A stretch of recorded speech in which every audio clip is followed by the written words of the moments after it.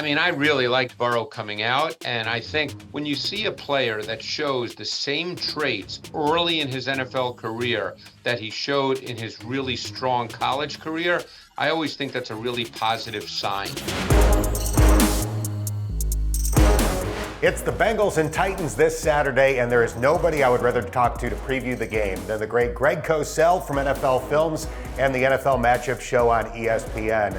Greg, before the 2020 draft, you were nice enough to give me your printed up notes about Joe Burrow, and I want to highlight three things that you wrote going into the draft. Number one, consistently precise ball placement. Number two, a quick processor of pressures and coverage. Number three, efficient pocket movement. Clearly, you thought that Joe Burrow had the chance to be an excellent NFL player. What do you think of him now in the way that he's playing? I mean, I really liked Burrow coming out, and I think when you see a player that shows the same traits early in his NFL career that he showed in his really strong college career, I always think that's a really positive sign.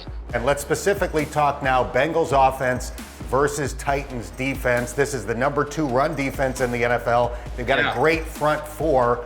What do the Bengals need to do to have success on Saturday? Yeah, this is going to be a challenge for this reason. And I think that's one of the key matchups in this game. The defensive profile of the Titans is 4-man pass rush, multiple coverage concepts. They don't really rush 5 an awful lot. And this is homework now during the week for the Bengals and the coaching staff. They're really good at what we call TT stunts, tackle and tackle stunts.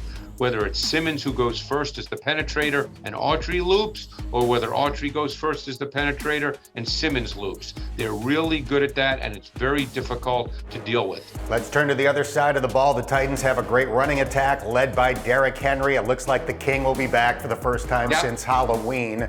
What must the Bengals do on the defensive end? You don't want to get caught short at the second level because Henry gets to the second level, and you don't want to be short bodies at the second level because then he's going to get to the third level and then you have a problem. So I'm really curious to see what they do. I think you need the bigger bodies simply to tackle Henry.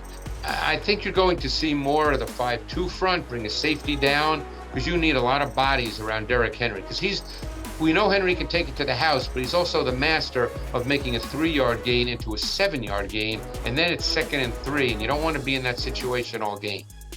Greg, there's nobody better at studying the tape and making a complicated game a little bit easier for the rest of us to understand, so I really appreciate your time, and keep up the great work.